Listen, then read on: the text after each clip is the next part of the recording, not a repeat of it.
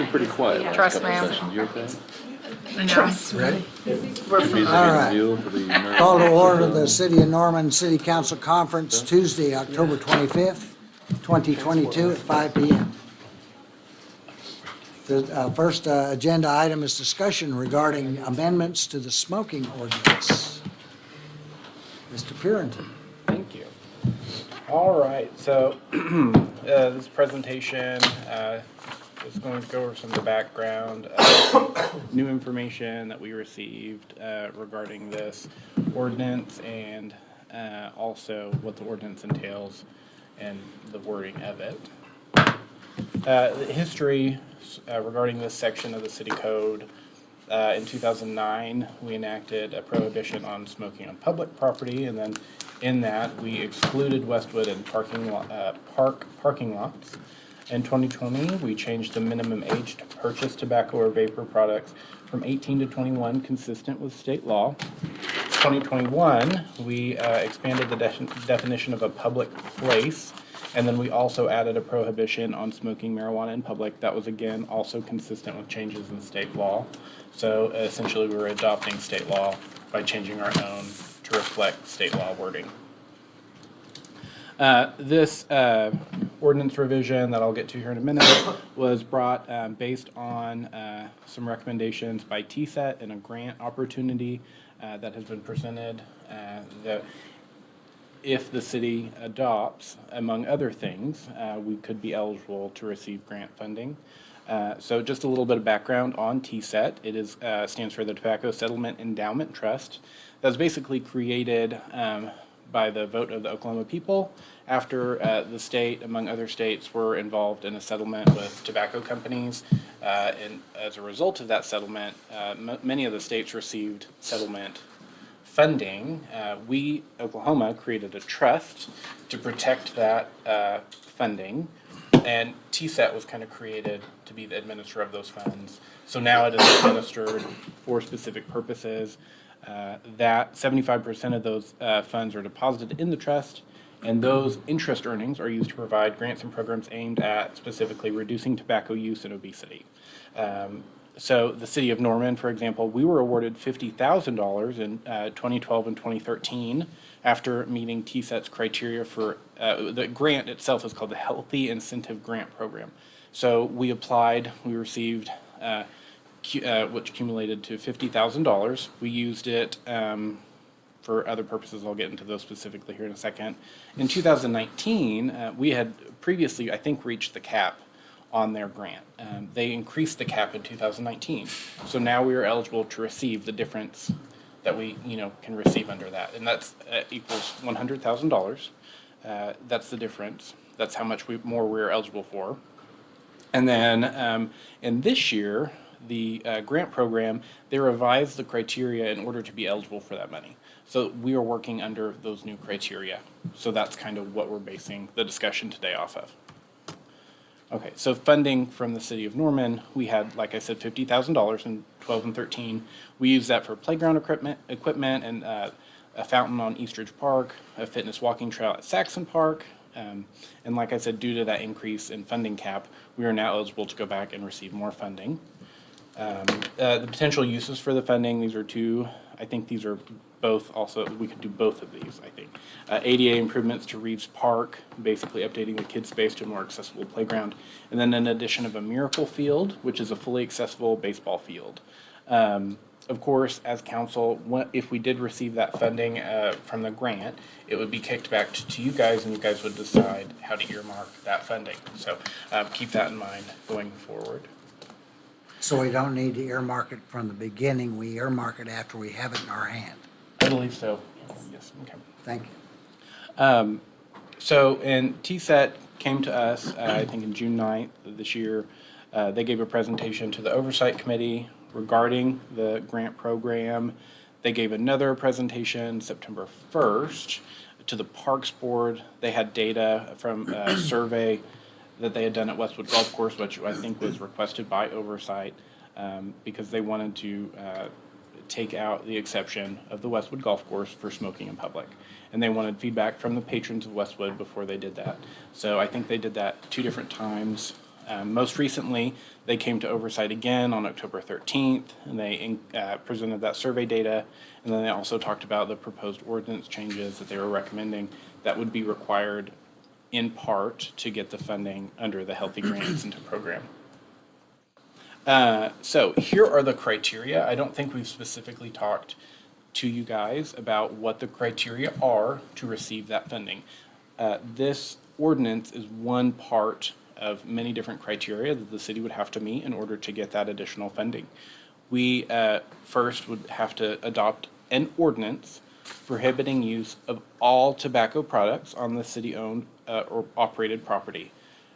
This is a little different, if you'll notice, than what you find in your agenda packet. So some of the stuff that we found out when we talked to TSET today was that it's not just smoking in public. We would also have to ban all other forms of tobacco products, the use of it, on city-owned property. So that means smokeless tobacco as well. Sorry.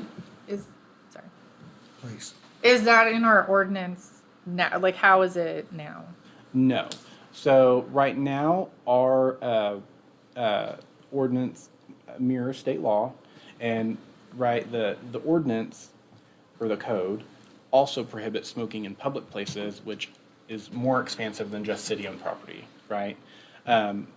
So we can't go and ban smokeless tobacco at a restaurant, right? Sure. Because that's state law. We can't go, but we do have that authority to do that on our own property, right? So But I guess I'm clarification on that. So when you say smokeless tobacco, are you talking about like chewing tobacco, vaping?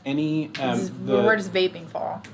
Vaping, I think that would also need to be, that is also something that would have to be prohibited in Added, order to okay. get TSET funding. So Okay. that should be a caveat. It's tobacco and vaping. So, because I worked for the state for a long time, like chewing tobacco was banned, but we don't have that in our ordinance. No. Okay. No, we don't. So I think right now, we just ban smoking and marijuana, and I think vaping. Or maybe it's just marijuana vaping. It's a little odd. Does that answer your question? Yep, thank you. Okay, thank you. We would also have the city, in order to receive that funding, there are other criteria we'd have to meet. We'd have to adopt workplace wellness policy for employees. And we are currently looking into that. That's another one we found out about. We would have to conduct compliance checks for underage tobacco sales. We would have to have brick and mortar, not city-owned, but just in the city of Norman. We would have to have brick and mortar locations with healthy food options. And we'd also have to engage in efforts to increase active living. So here's like a chart with our progress. The tobacco ordinance is in front of you. The one that's in front of you, I don't think would meet the criteria because we learned later that it would have to be a little bit more expansive than what we originally thought. So that will have to be addressed going forward if we want to adopt this ordinance. The employee wellness policy we have not adopted. We need to draft, and we're currently going to be working with our HR director in order to do so. Compliance checks, I don't know. I was unable to get a response today from PD. If we do that, I know we've done it in the past. And that's basically conducting checks with like vendors, like having like a sting operation if you want, to see if they will sell to someone under the age of 21. So, Councilmember? Given that the proposed ordinance will not meet the November application window, does this need to be postponed so we could revise it and actually submit the proper ordinance? yes, that will be my eventual recommendation. Okay. Sorry to put the cart before the horse. That's the big question. So I think that is something we would need to do. That would be recommended. Because after talking with TSET and talking to them about the issue as well, I think that's also what they recommended. Okay. Because there's the November deadline, but we can also apply for the March period, which is March 1st through the 31st. So just because we're not making the November one doesn't mean we can't make the March one. Okay. And I'll get into a little bit why I think that would be a better window to shoot for. Okay, that doesn't jeopardize our chances of getting the grant at all. I don't think so. There are there's a limited amount of funds. Okay. I don't know if they've split them up between the November and the March deadlines, or if it's like, I know it's first come, first serve. Okay. But I don't know if there's different pots of money allocated to each application period. Okay. That's another question I can follow up on.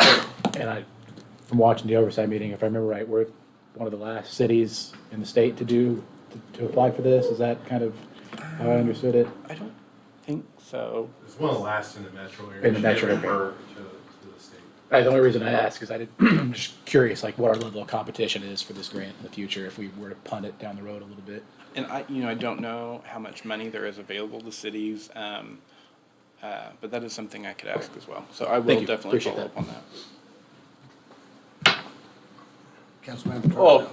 yes, my question. So my other question is that, so you haven't got a response back from NPD about the compliance checks and how many man hours that would consume? I mean, it seems like they don't have enough man hours, manning to do the job they have now. So how much more time do you think this will add on to their daily work schedule?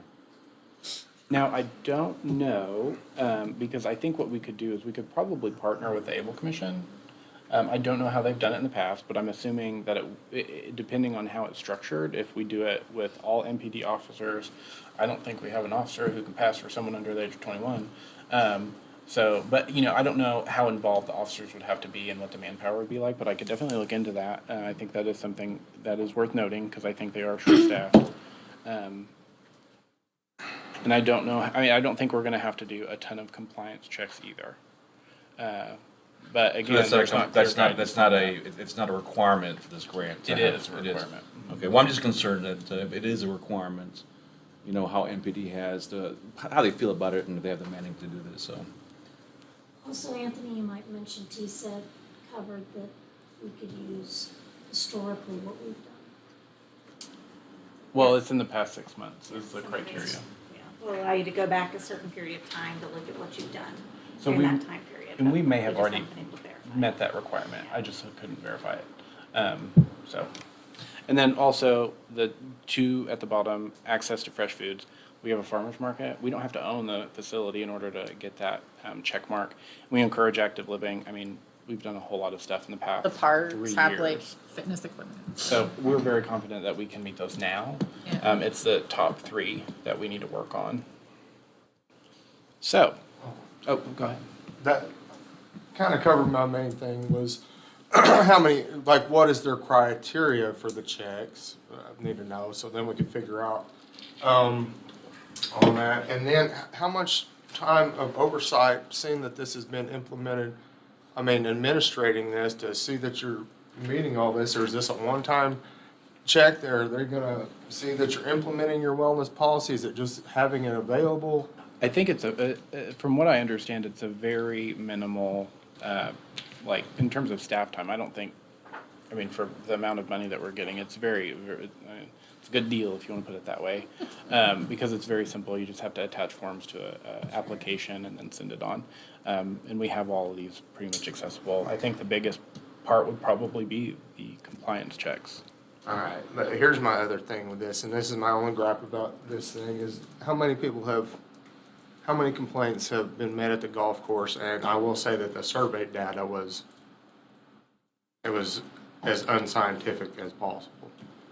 Like how many, sorry, I'm also. How many complaints have prosecuting. there been about smoking at the golf course? We can look into that. I don't have that information off the top of my head. And how many tickets have been written for smoking in public for both marijuana and that? Because I know we don't do a good job of compliance. If you went down to the music fest at all, couldn't even hardly take my kids down there because the marijuana smoke was so thick, and I'm not a prude or anything. I don't care about that, but it was everywhere, so we don't enforce that whatsoever.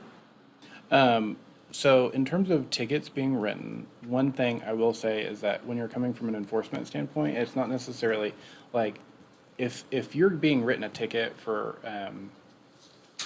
not smoking in public, it's usually because the officer has told you to put it out, is you can't smoke here, and then you refuse. And I think probably in the last 3 or 4 years, I think I had one of my clerks run a query, about 2, and that was the situation. That's the citations, but that doesn't necessarily count for police officers saying, hey, put it out, and then someone complies early, oh, so sorry, I didn't know. That I have no way of counting. But the actual criminal complaints, the citations have been very few, less than 5.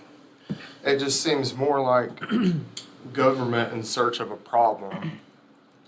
So we can get a few measly bucks and then have to do oversight and meet all this criteria.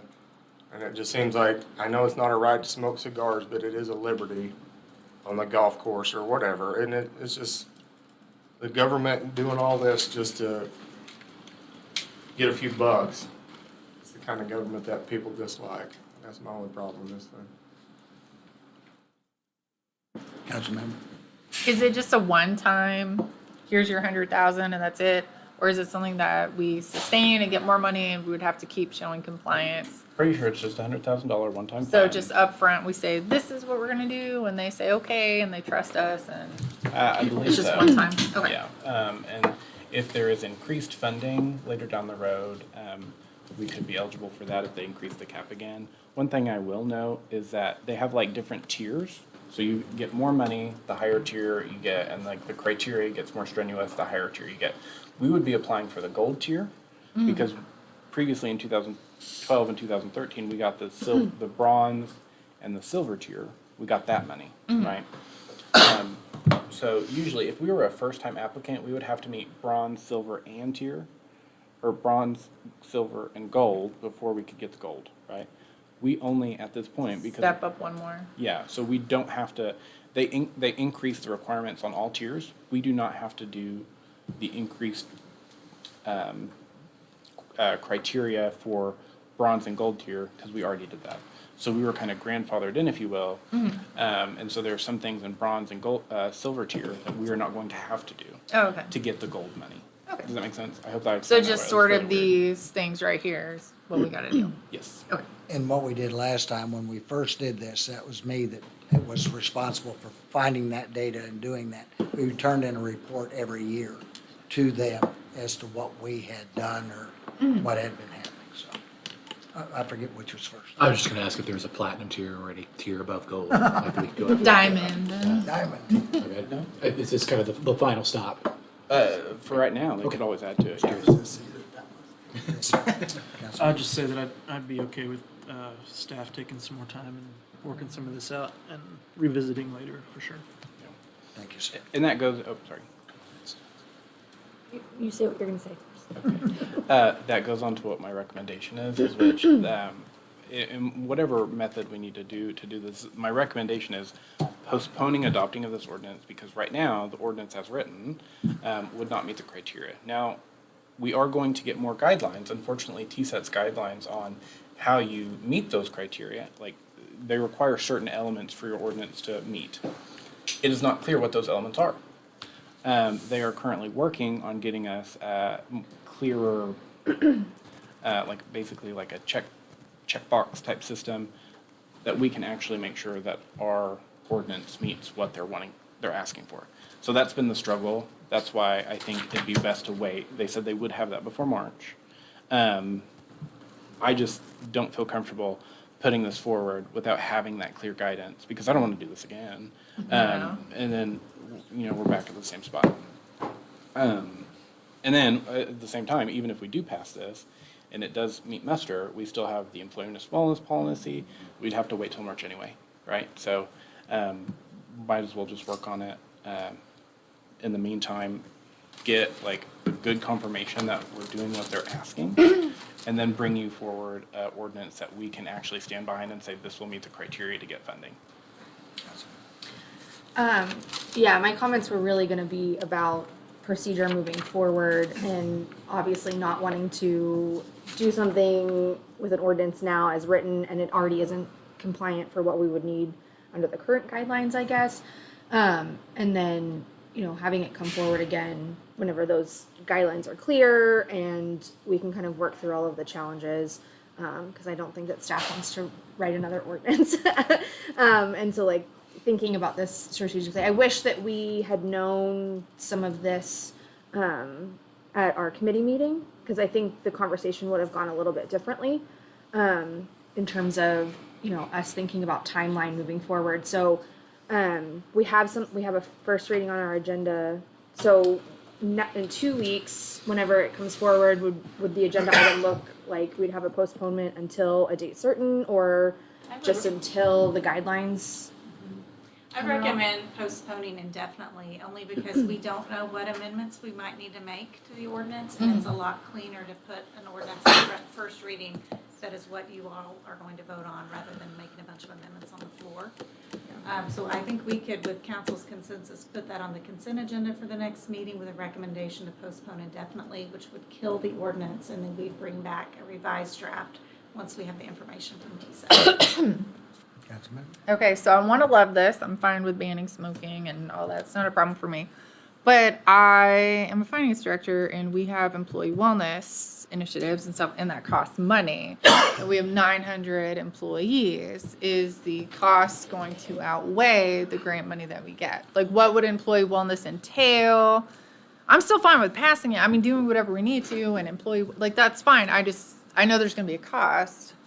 Funny you should ask. Oh, hilarious. So, the city recently went back out to requote our health insurance program.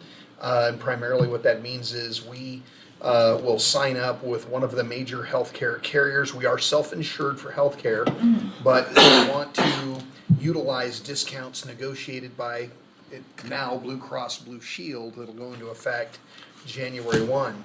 When we went out to bid, apparently we hit the market at a very good time, and there were several bidders that were very interested in our business.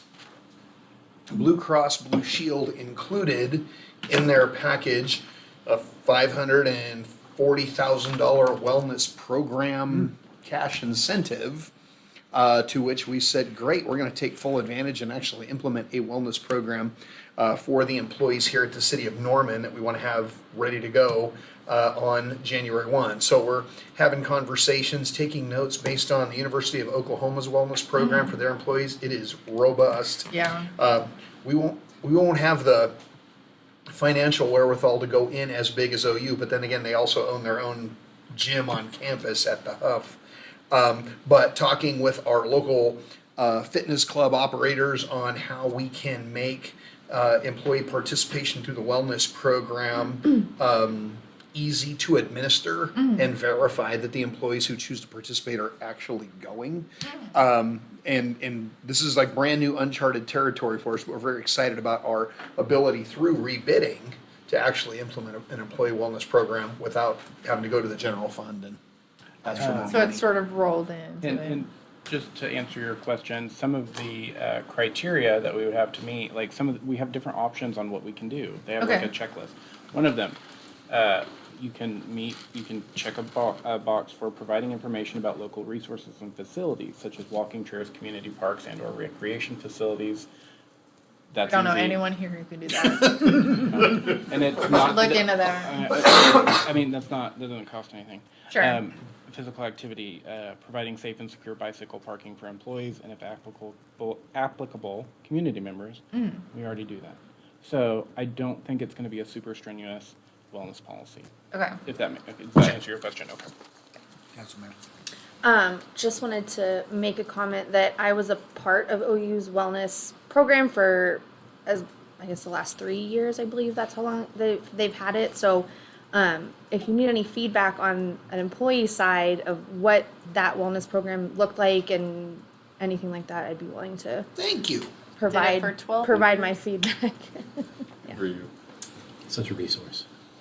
Well, it appears that the recommendation to postpone indefinitely adopting the ordinance until clear guidelines are established by TSET seems to be the will of the council. Is there anybody who's opposed to that? It appears that would be the way to go. All right. Well, I was going to go into great detail about language, but now y'all beat me to You're like, it. okay. That was the fun part. Oh, ordinance is lovely. All right. All right. Thank you. Thank you, guys. Thank you. Thanks, man. What's the next one? I don't remember now. Item 2, discussion regarding the use and ownership of Whittier and Irving recreation centers. Ms. Walker. Should have this pulled up.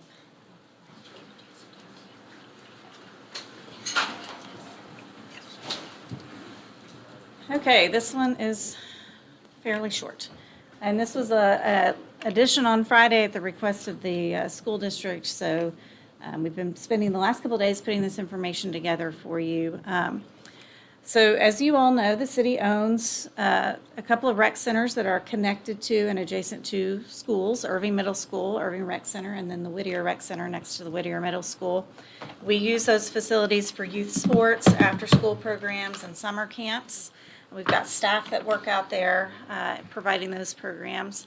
But because of the connection to the school district also has used those gymnasiums at times, and we've worked cooperatively over the years for that space. Norman Public Schools approached the city recently about the possibility of entering into an MOU to transfer those two rec centers to the public school system so they can include improvements to them on their next bond election. And so the MOU would be contingent on a successful bond election.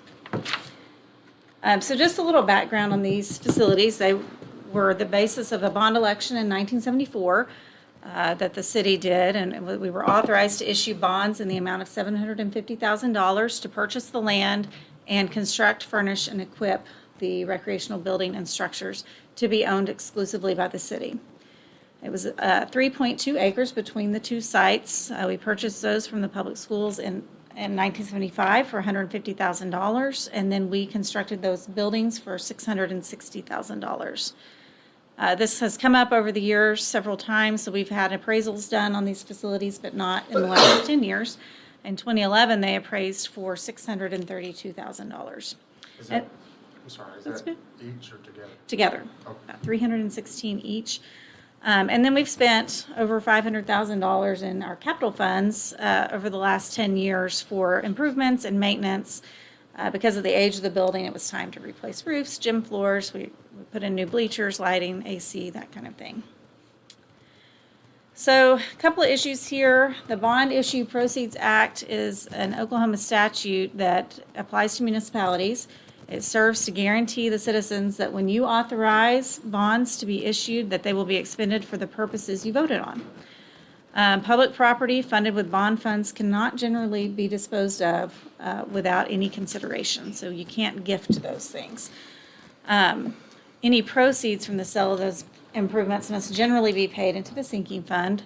Normally, it would be towards the bond. Obviously, here, the bond has been extinguished many years ago. And so we have to look at what the consideration for such a transaction would be to make sure we don't violate this act. To look at that, you have to look at a variety of factors. So how much were the bonds initially, the purpose for which they were authorized, what constitutional provision they were authorized under, and those kind of things. But we bring this to you now because NPS has requested this MOU in November. If you all want to explore this, we wanted to get some feedback on that so we could start working with bond counsel to look at how this would realistically work. If this is something that council wants to do to make sure it doesn't violate the Bond Proceeds Act. I was first. Ha ha ha. No. So, Mr. Jason Olson, if you remember, I wrote my master's thesis over these things and what we do there. After school program and all that stuff, what happens to what we do there? So I think it would be part of the purchase agreement that we still have access to these rec centers, and part of the purchase agreement that we throw out there is to make sure that we establish our after-school programs and summer programs that they can go on as they always have.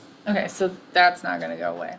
And that's something we'll work through with bond counsel, but maintaining those recreation centers for that purpose is important. For me, that us. would be a sticking point. Yeah. I want to do that. Okay.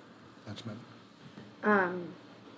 That was part of my question too, but is NPS proposing to pay for, like, what is the MOU going to be? Like, are we getting money, or is it just that we're going to continue to operate the facility, like, with our rec programs as is? Like, what is the benefit? I know we had talked about this. This has come through a committee many months ago. I think it was through oversight.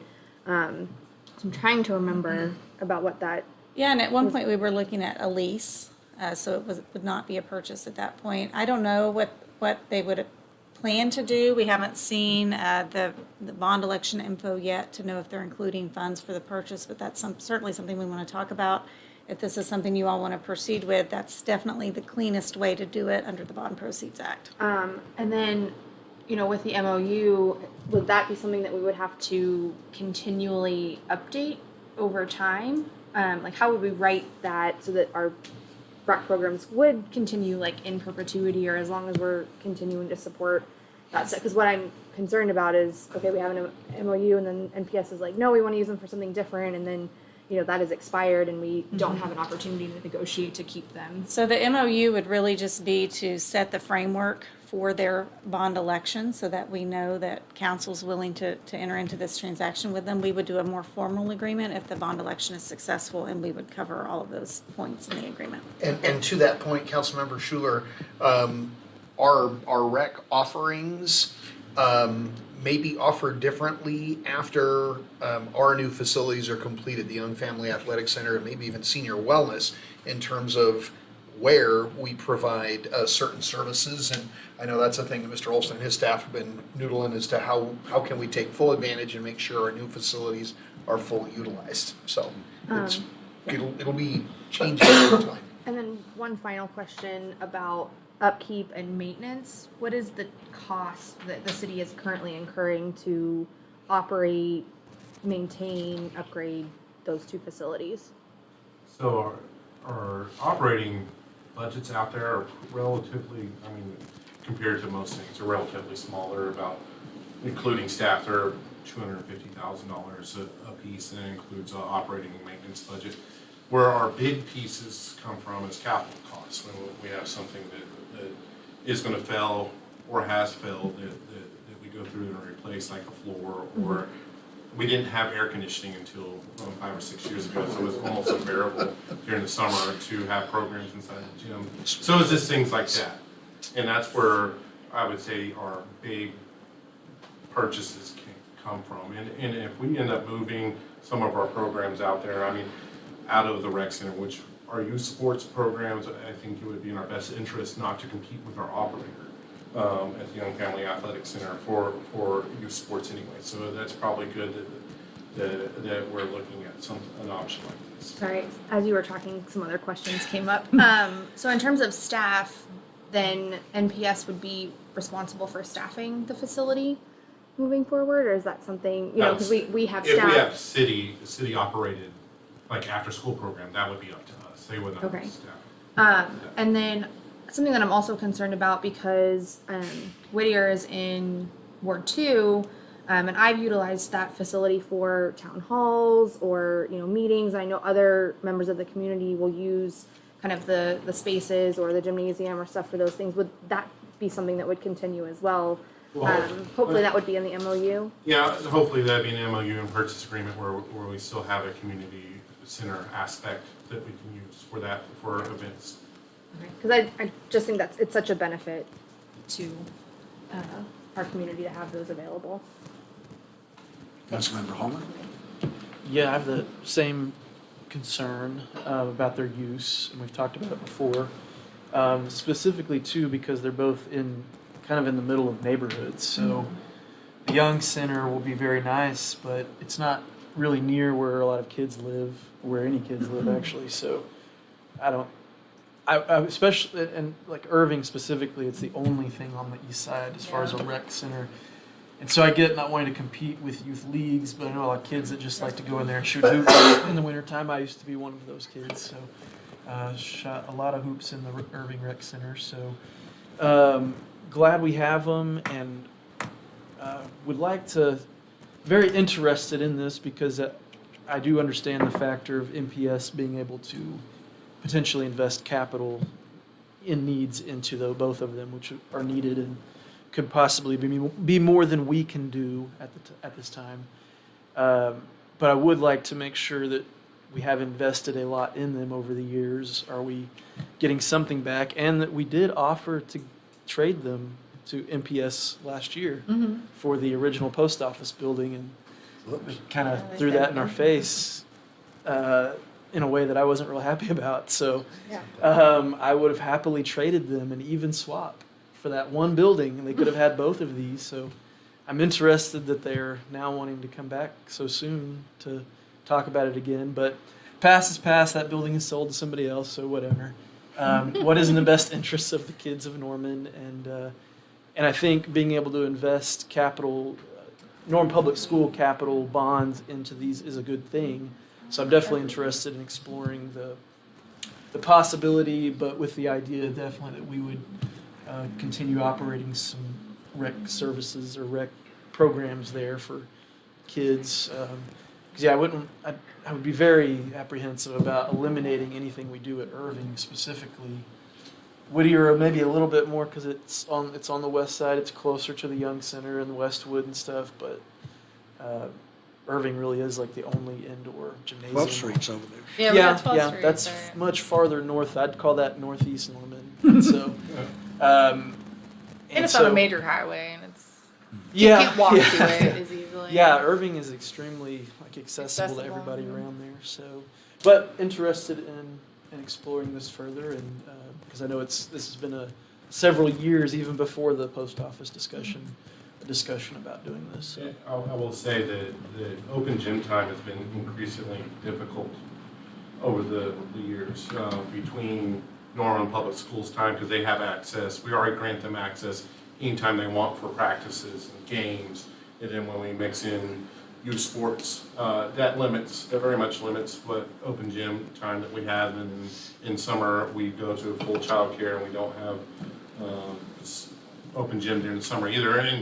And probably even going back a little bit farther, and we're talking about Holman days back when he went to Irving. It didn't have air conditioning during the summer, so Yeah. it's more recently where we've had these things come online, but we still have limited time to have those open gyms. And we've kind of been pushing everybody to 12th Avenue. Councilman Peacock. Similar line of thinking as Councilmember Holman. Just trying to refresh my memory a little bit. MPS can't do capital improvements in these projects unless they own them correctly. Yeah, they cannot include that in their list of projects for voter approval on buildings they do not own. So unless we want to continue the maintenance obligations on these facilities, we kind of, I don't want to say have to give them over, but it's a good path forward.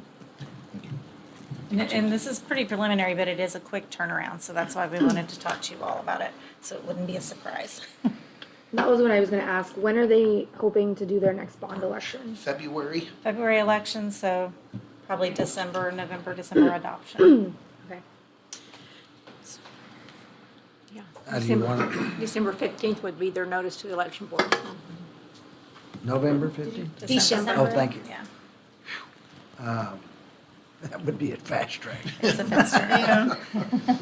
And what's your suggestion, just as you see the C-State kind of? Well, as I said, the cleanest transaction from the bond standpoint would be to have an agreed upon price and exchange funds for that.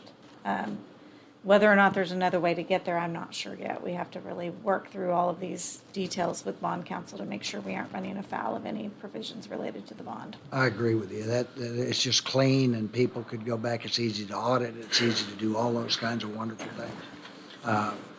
We didn't want to wear Catherine out unless you were on board with us Yeah. proceeding, so She's busy enough. that's a lot. Councilman? Mr. Olson, how do you feel about it? Do you feel like this is a positive thing for the city, for what you all do? I think if we can figure out a balance, it would be beneficial to both organizations. We need access to after-school programs, and they need access to the gymnasium for their athletics. So, I think there's a path forward that would be beneficial to both. Not seeing the schools. Just one more thought. It said 2011 was the last time we had an appraisal on it, and we've put about $500,000 in it in the 10 years since passed. Are we planning on getting an appraisal before we? We go can ahead? do that, certainly. It'll be a quick turnaround Sure. on this timeline, but we can certainly work to do that. We can get the same appraiser that we used last time, so it's just an update. Well, I'm in support of it if Mr. Olson thinks it's a good idea and it relieves us of some future potential pitfalls, so. Are there any negative? So, that works. Thank you. All right. Well, that ends our discussions. We are adjourned until 20 minutes.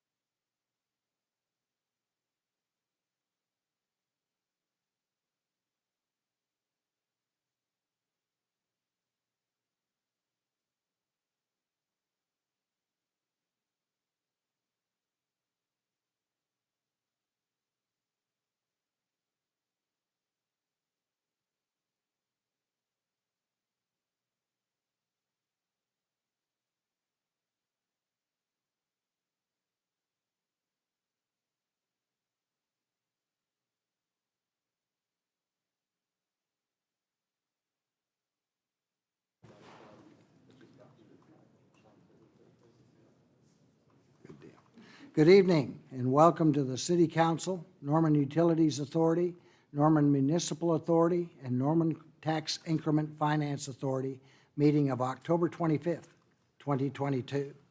I want to remind you that this is a regular session of the City Council where business will be conducted. House rules are also posted in the back of the room. Attendees are asked to abide by said rules throughout the meeting. Outbursts and interruptions will not be tolerated by any person. Madam Clerk, would you call the roll? Councilmember Studley is absent. Councilmember Schuler? Here. Councilmember Lynn? Here. Councilmember Grant? Here. Councilmember Tortorello? Here. Councilmember Foreman? Here. Councilmember Holman? Here. Councilmember Peacock? Here. Mayor Hykela? I am here. Would you join me in the Pledge of Allegiance, please? I pledge allegiance to the flag of the United States of America and to the republic for which it stands, one nation, under God, indivisible, with liberty and justice for all. Thank you. Item 1, consideration of approval of the City Council Community Planning and Transportation Committee minutes of August 25th, 2022. I need a motion to approve the minutes. So moved. Second. I have a motion and second. The motion on the floor is to approve the minutes. Council members, you may cast your votes.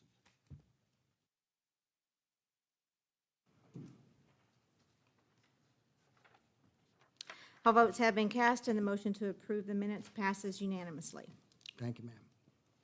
Item 2, a proclamation proclaiming Tuesday, November 1st, 2022, is National Family Literacy Day in the city of Norman, Oklahoma. I need a motion to adopt or reject this resolution. Motion to adopt. Second. I have a motion. The motion on the floor is to approve the minutes, the motion. Council members, you may cast your votes.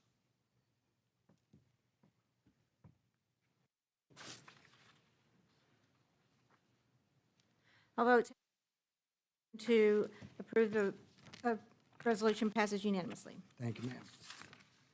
Read the proclamation.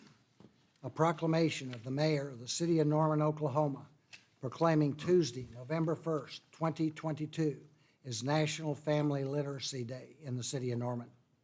Whereas Literacy Day, established by the 103rd Congress in 1994, and now marking its 28th anniversary on November 1st, 2022, highlights the importance of reading and learning for the entire family, and it emphasizes the impact that parents have on their children's learning. And whereas literacy programs across the United States will observe National Family Literacy Day by holding readathons, book drives, workshops, and family activities at schools, libraries, and community centers to encourage literacy.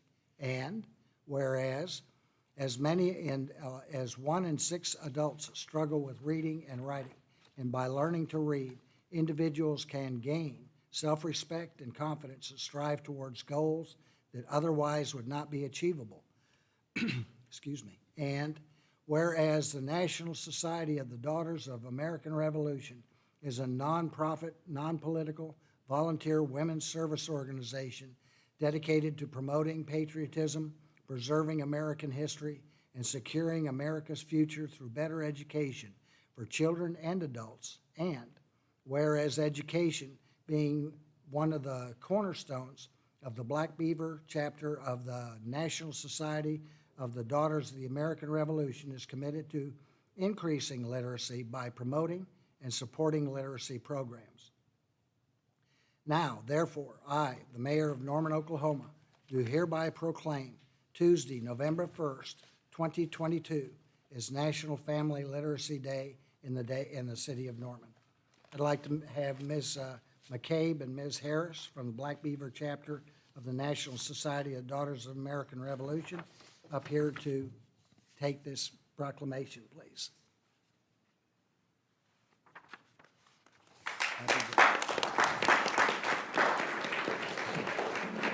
Would you like to say something? Got it.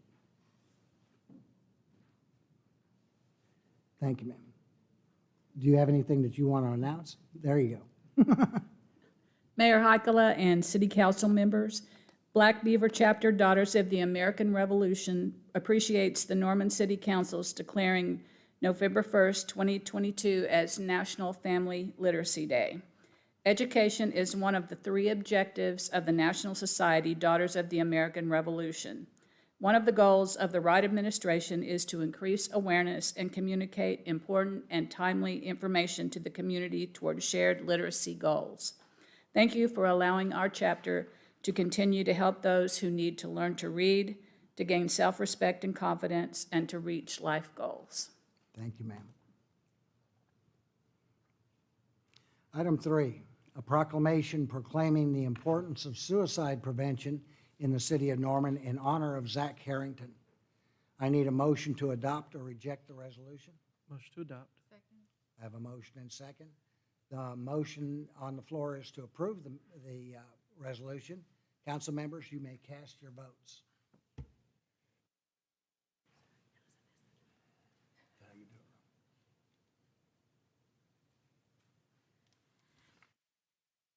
Motion to acknowledge receipt of the proclamation passes unanimously.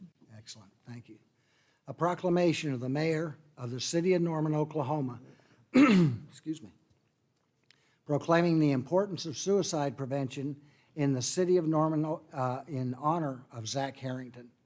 1, whereas committed to building a community which celebrates and values resources to create stronger support networks which combat suicide. And whereas the city of Norman recognizes that discrimination, bullying, and stigmatism can create environments of added grief and isolation. And whereas LGBTQ plus youth are more than 4 times likely to attempt suicide than their peers. Whereas suicide is the 2nd leading cause of death among people aged 10 to 14, and the 3rd leading cause of death among people aged 15 to 24 in the United States. And whereas the city of Norman counts on organizations such as Norman PFLAG, a chapter of the national organization which has been in place since 1972 and provides support to members of the LGBTQ plus community and their families and friends to create a pathway for better understanding and safety. Now, therefore, I, Mayor of the City of Norman, Oklahoma, do hereby proclaim the importance of suicide prevention in honor of Mr. Zach Harrington and remind our city of the loss and lesson Mr. Zach Harrington taught us. Passed and approved this 25th day of October, 2022. Ms. Harrington.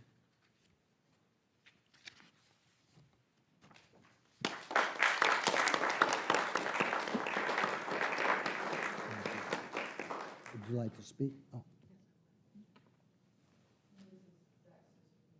Hey.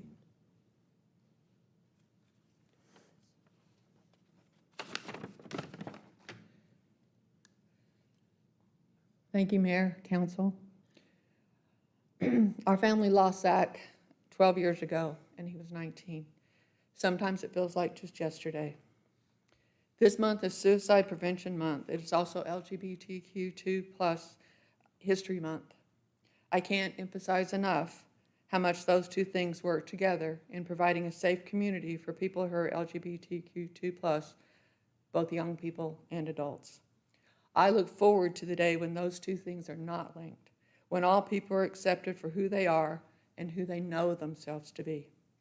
Both Norman and the nation have made great strides in gay rights and providing support and activities since we lost Zach. Awareness is increasing, but there are still difficulties to be overcome. To the youth, I say there's much support in this community. You deserve to be loved and treated well. To the community, and particularly families, thank you for all you do. We know it is important to listen and be aware.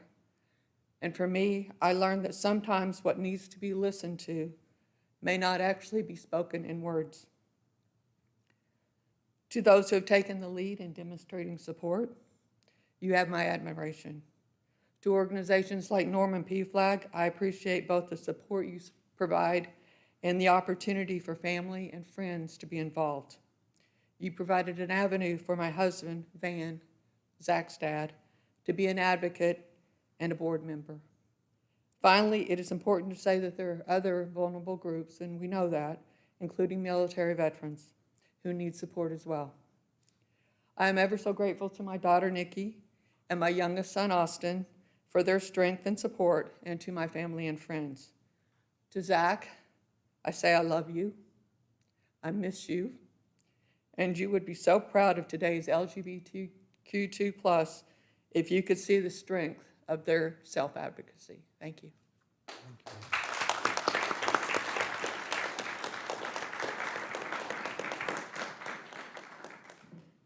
Next item is council announcements.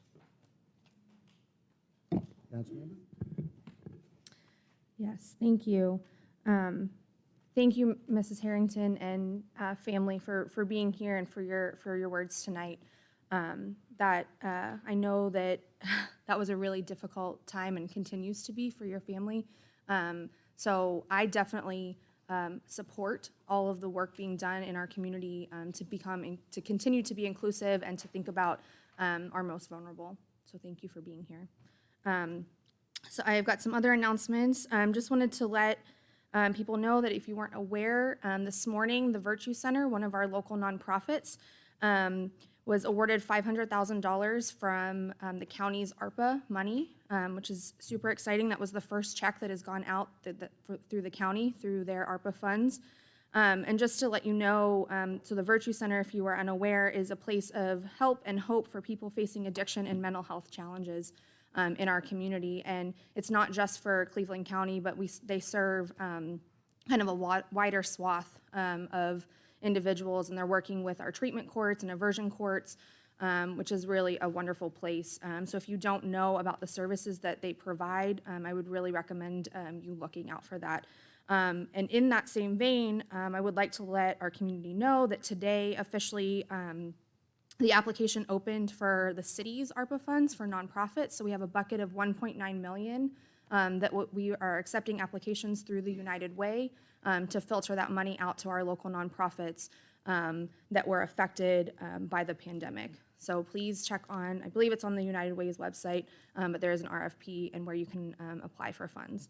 And lastly, I would just like to recognize, before we get there, we have several appointments tonight. So I just want to recognize the members from Ward 2. All three of these individuals are reappointments, so I just want to say thank you for their commitment to serving in these capacities and their future work that they will do. So just thank you to Deborah Kressinger, who is on the Environmental Control Advisory Board, Zach Dufran for the Greenbelt Commission, and Barrett Williamson for the Historic District Commission. So thank you. That's all I have. Councilmember? No announcements.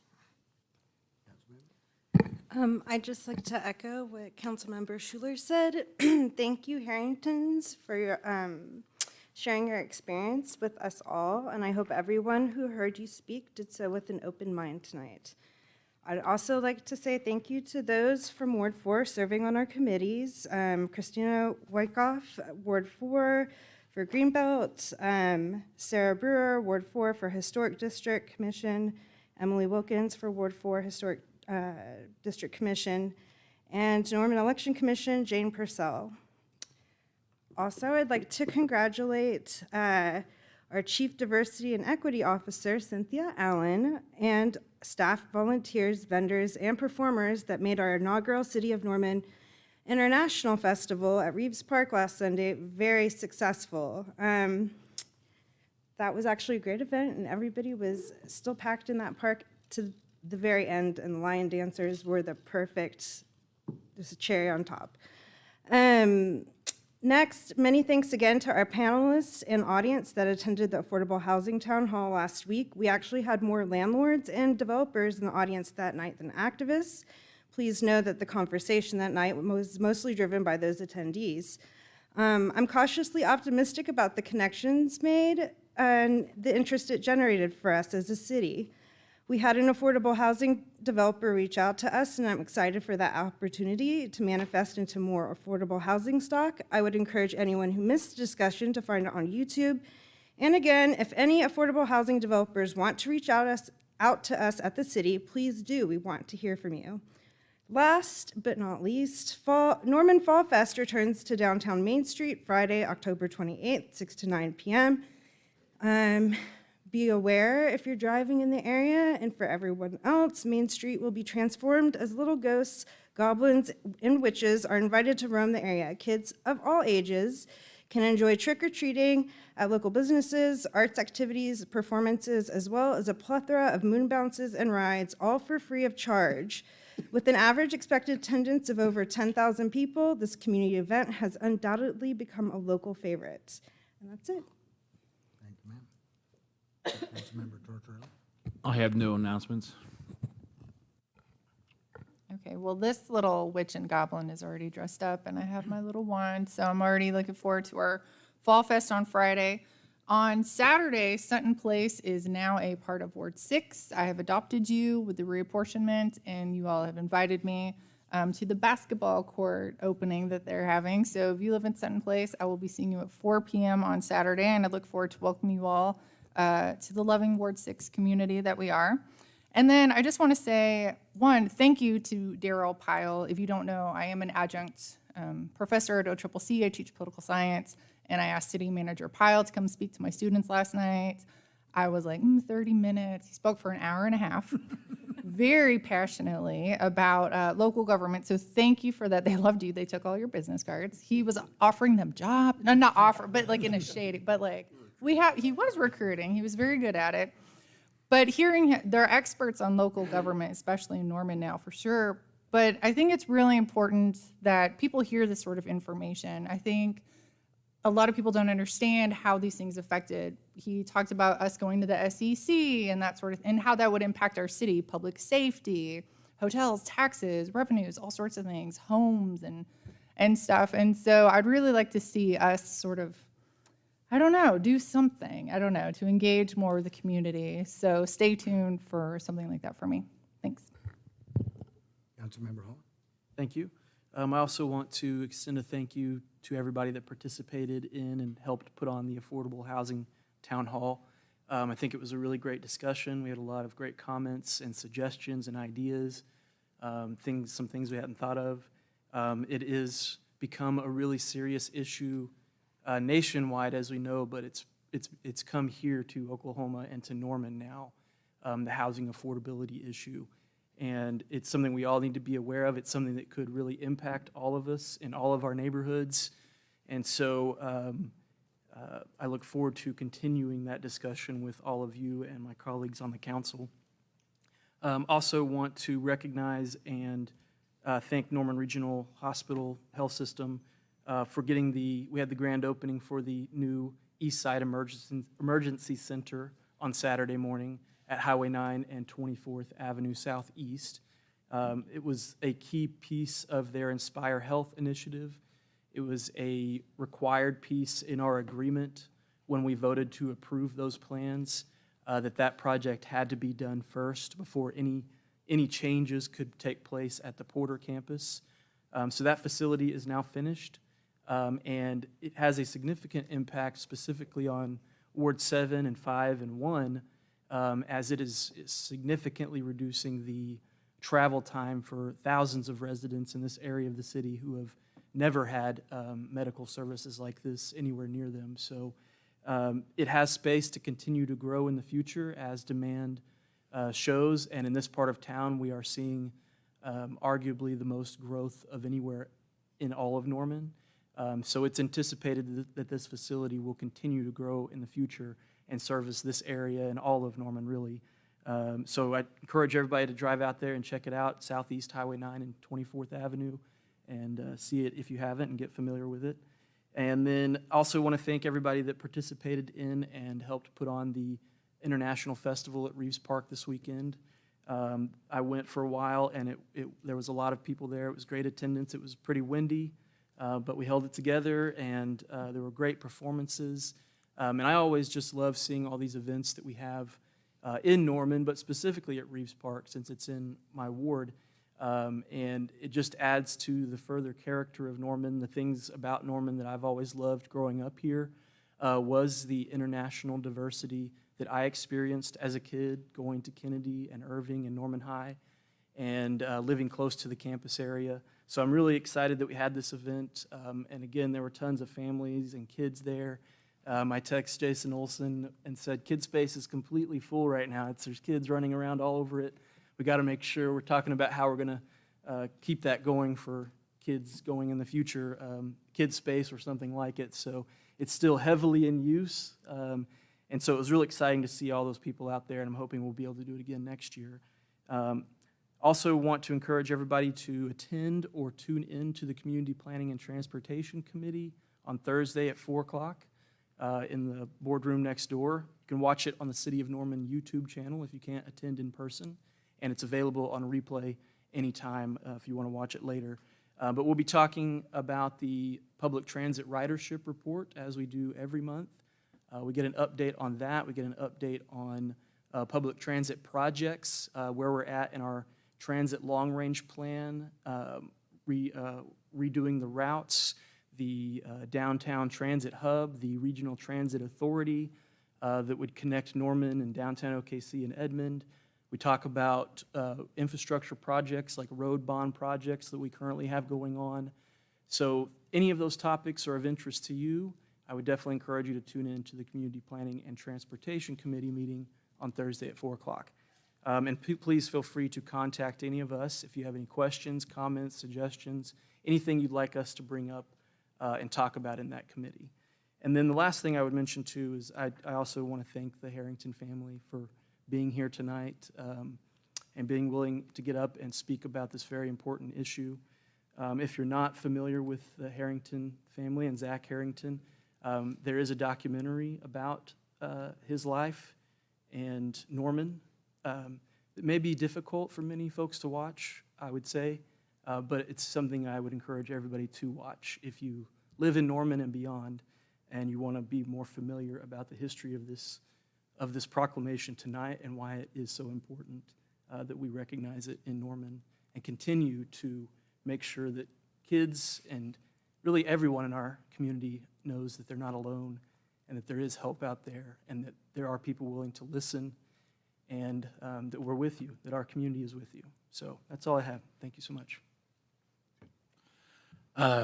Yeah, I just want to second the comments about the Affordable Housing Town Hall and extend my thanks to Councilmember Grant for getting that organized and all the participants for offering up such a robust discussion.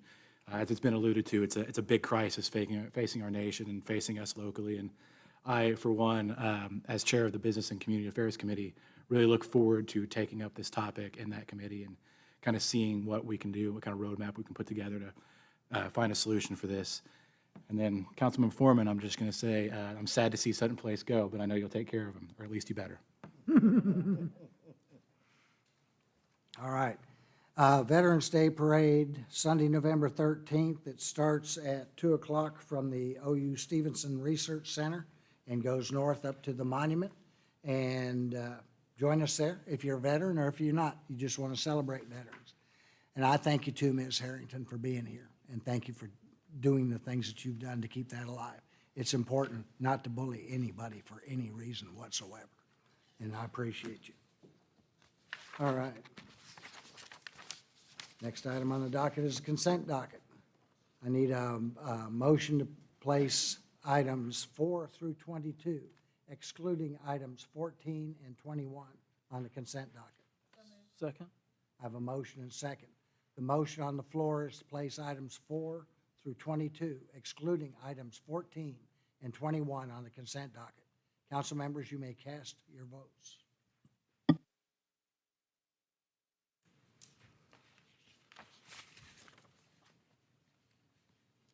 All votes have been place items 4 through 22, excluding items 14 and 21 on the consent docket, passes unanimously.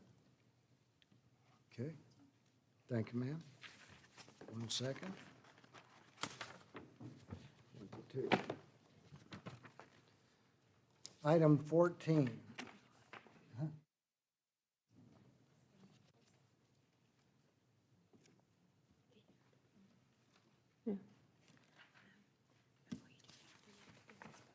Okay.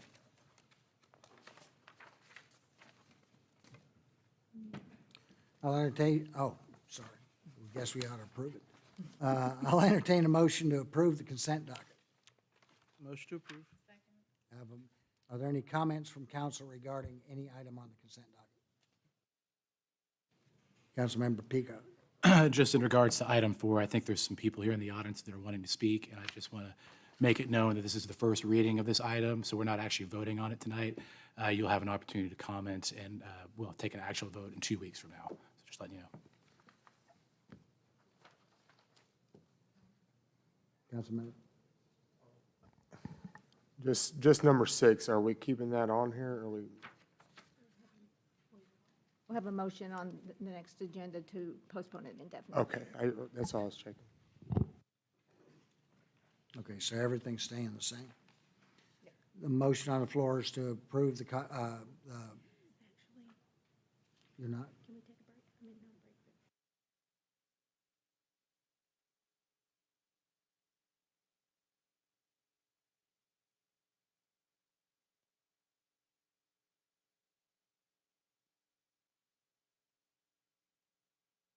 but. Motion on the floor. The motion on the floor is to place items 4 through 22 on the consent docket. Okay, I have a motion and second. Council members, you may cast your vote. Can we go ahead and re-vote on that? I'm sorry. Yeah, That was that'd an be the error on my first. part. Nobody asked to have those 2 items removed from consent. Okay, there we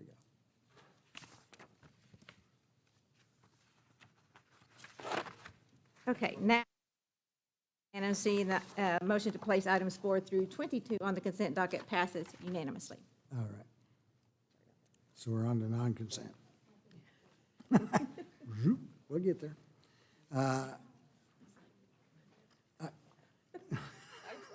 You're all right.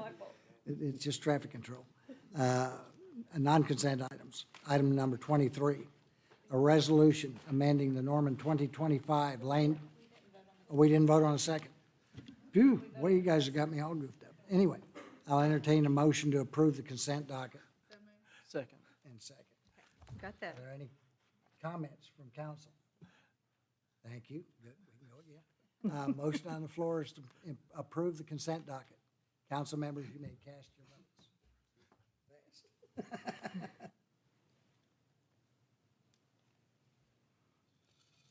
All votes have been cast and the motion to approve the consent docket passes unanimously. My apologies, Mayor, that was my fault, not yours. Not a problem. Not a problem at all. Okay, now 23?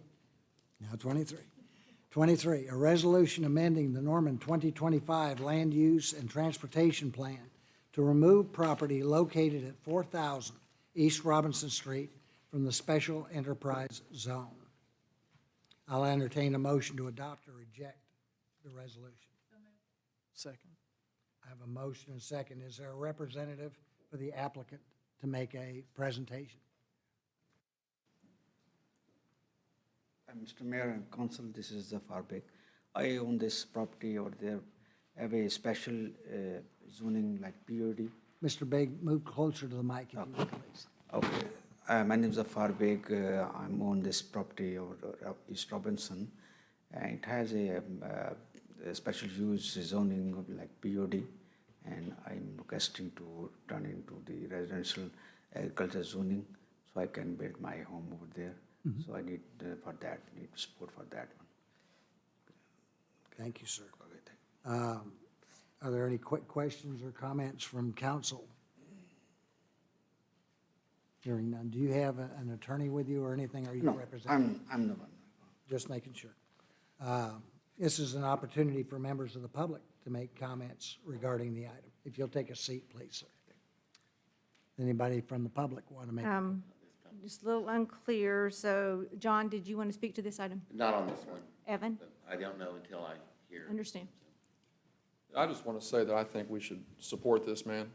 Obviously, he aspires to do something good with this property, with this change, and I trust him.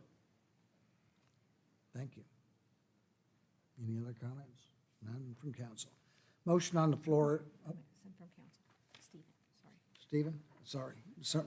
Councilmember Holman. Just country residential sounds good to me. Did staff have any comment about this any reason or there would be any issue with it. I didn't see any documentation of any problem or concern about it.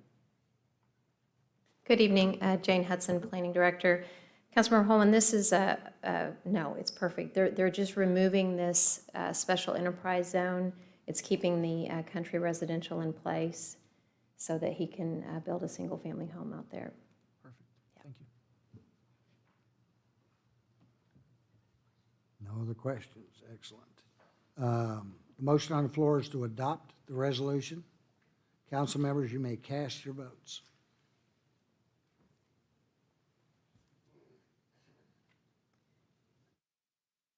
All votes have been cast, and the motion to adopt the resolution approving the land use plan amendment passes unanimously.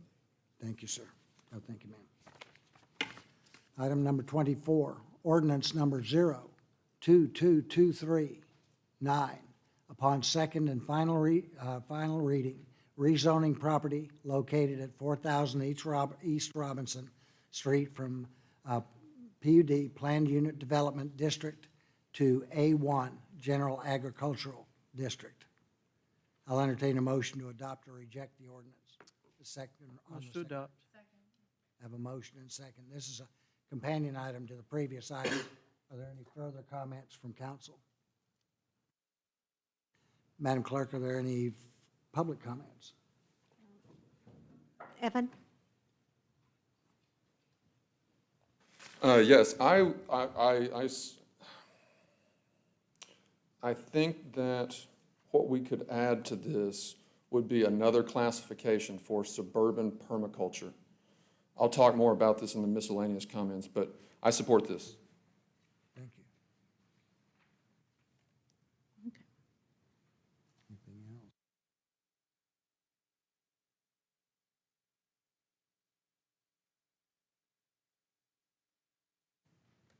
You're like a typist.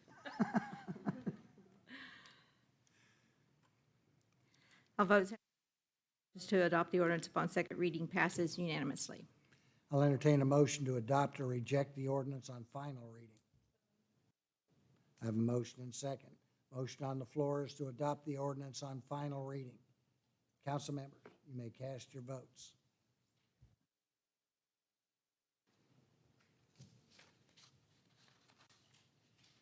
All votes have been cast, and the motion to adopt the ordinance upon final reading passes unanimously. Excellent, thank you. There you go, Mr. Begg. 25, ordinance 02223-11, upon second and final reading, granting the special use for a church, we're postponing this one, for a church, temple, or other place of worship in the R1 single-family dwelling district located at 4600 36th Avenue North West, and it has been postponed until 11/8/22. The applicant has requested a postponement until November the 8th, so it would require a motion in a second. Motion to postpone. Second. Have a motion and a second.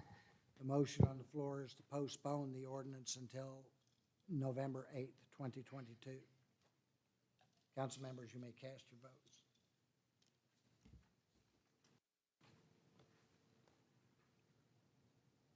All votes have been postponed. The item until November the 8th, 2022 passes unanimously. Something's wrong with my page. There's no more to go.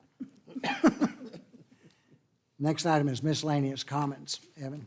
This is an opportunity for citizens to address City Council. The Open Meeting Act regulations, council is not able to participate in discussion during miscellaneous comments. Remarks should be directed to the council as a whole and limited to 3 minutes or less. Our first speaker would be Karen Deers.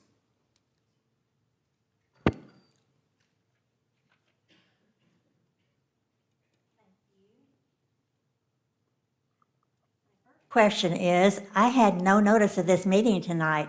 Do you not send a letter stating that I was on the agenda? I learned by accident at 2:30 this afternoon that I was supposed to, that this was going to be addressed tonight. I'm sorry, what item are you referring to, ma'am? I'm sorry. Sky, can you help me? I'm hard of hearing, and I'm going to ask my daughter to come and be my interpreter, if you don't mind. Absolutely. She's asking what item on the agenda. So it's the one on Creston Way, Oh. closing the easement. Oh, Pardon me. tonight was just first reading, and what we do on first reading is basically give the public notice that it's going to come back in 2 weeks for November the 8th, so you wouldn't be required to come for tonight. You will get a notice from me for November the 8th to come back. So it's not going to address tonight? Right, right. Tonight, we just gave notice that it's going to come up in 2 weeks for public hearing. I So appreciate it. You'll come Thank back on November the 8th. In 2 weeks? 2 weeks. Yeah, I get a letter. You'll get a letter. Very good.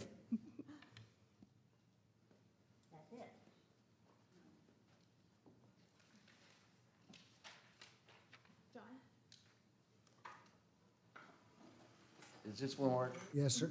Thank you. Just turn it on, John. There should be a switch at the top, I think.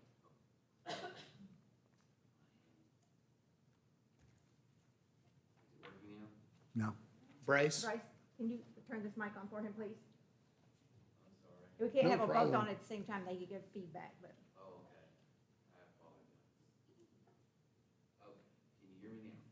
Pull it up a little closer to you. Can you hear me now? No. I don't think it's working, Bryce. Okay. Nope.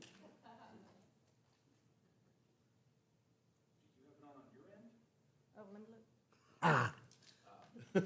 Sorry. Yeah, I knew it was on. I'm sorry, guys. strikes tonight. It's all good. Tonight I'm coming to you because there's a situation in Norman that's happening with our human beings when we go on crosswalks. Right now, we need to address this issue. People being hit in Norman, hit and runs. People are being, in the last couple of years, we have had a person die because of a person in with vehicles. In the last 2 days, I tried to cross a crosswalk. 3 crosswalks, people pulled out so far out that I had to stop and wait for them to back up. We need to do something on this. We need to either address this with a higher penalty or get our officers to make sure it's being addressed. This is a really serious problem in Norman. And I really think that we need to address this situation a little bit more seriously. Like we did the handicap parking. We need to really work out this. Because we don't want people dying in Norman for the wrong reason, or being hit and run. We have to put down a $5,000 reward to try to get the person to come forward. If the people, back up a little bit and pay attention, that would do. Maybe we need to put it in the OU paper to make them serious with the students also. Really, I think we need to address some of these issues that are coming into play. Now, I asked the officer out there. He said I was in the right of way. If I hit that car and they're in the crosswalk and it says walk, it's their fault. But what does it do to me as a person? This care is my livelihood. And if I get hurt in it or the care doesn't work, it's gone for 5 years. I have to have it for 5 years. Please, let's do something to address this issue. Please, thank you very much. And thank you for your time, guys. And don't forget to smile. I never smile, John. That's all right.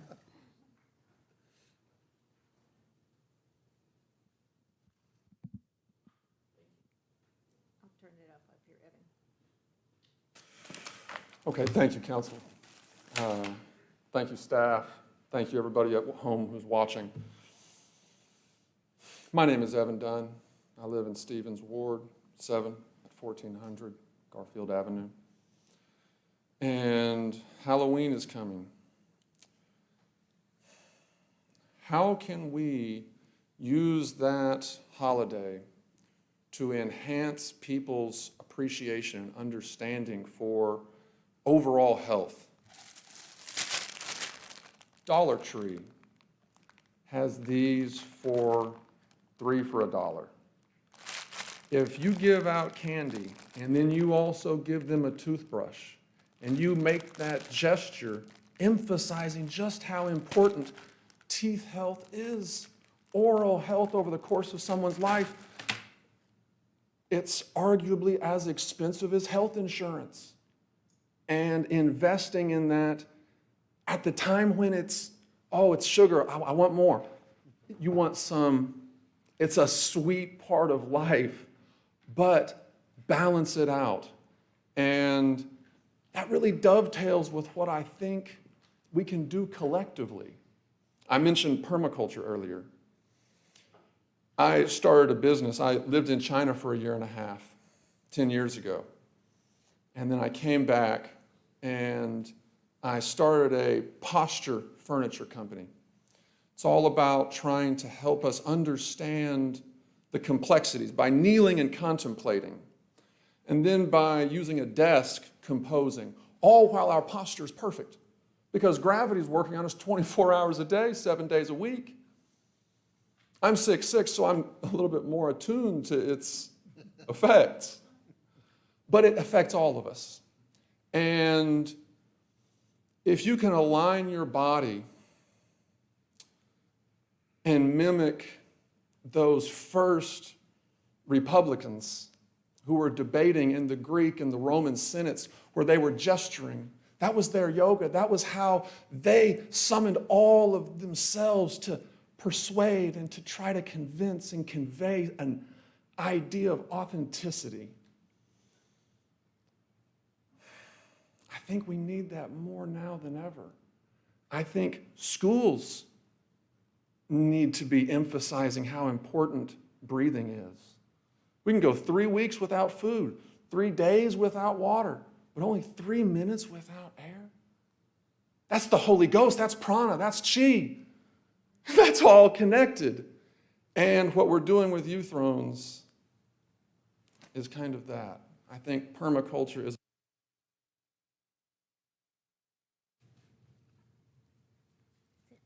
That's it.